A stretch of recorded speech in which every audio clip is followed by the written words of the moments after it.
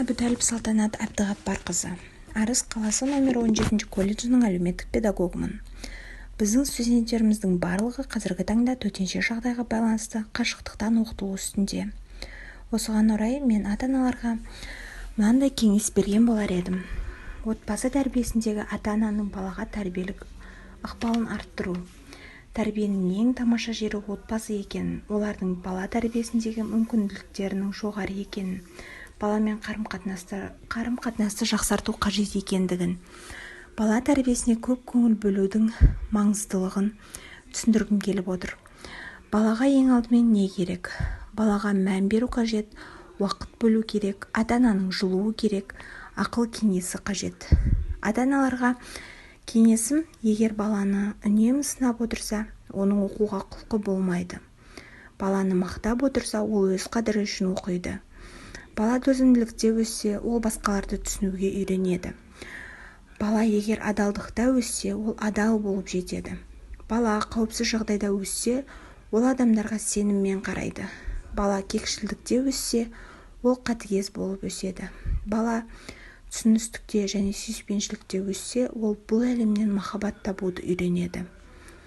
Ата-ананың ықпал ету тәсілдеріне ынтымаққа келу, сендіру, иландыру, білгірлігін көрсету, еліктеу, бірлескен іс-әрекет, келісім, балаға өтініш жасау, нандыру, ақыл-кеңес және тағы да басқалар жатады. Бала өзіне басқаларға сенімді, табанды, мейірімді, қайырымды, жігерлі, батыл, ұқыпты, жауапкершілікті болып өседі. Ата-аналарға тағы да бір айтар кеңесім, бұл балаға оны жақсы көретіндігін көрсетіңіз, тек жетістіктер үшін емес. Балаға оның басқалардан төмен екендігін көрсетпеңіз. Баланың әрбір қойған сұрағына шыдамдылық танытып, жауап қайтарыңыз. Күнде балаңызбен бірге болатындай уақыт табыңыз.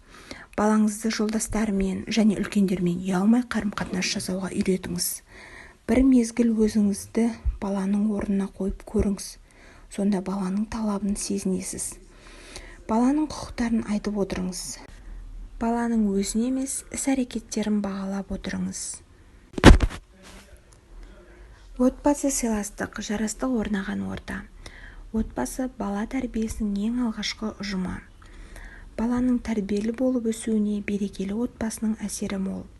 Баланы 5-ке дейін патшаңдай көтер.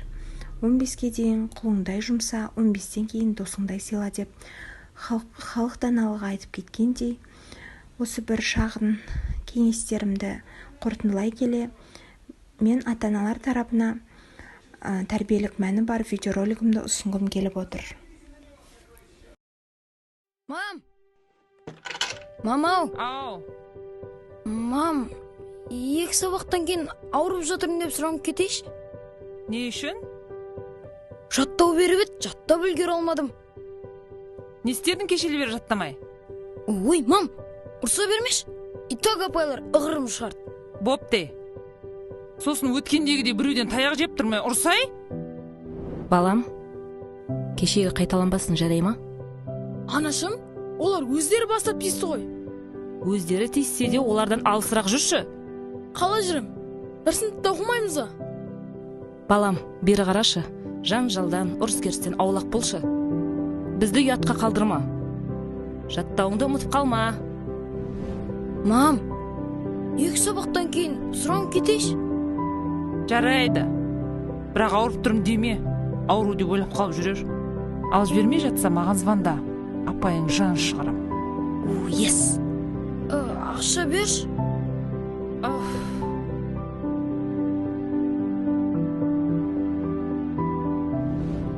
200 теңге саған, бұл барып қайтуыңа және ыстық пирожкиіңе жетеді. Қарның ашса, өзіңнен аяма.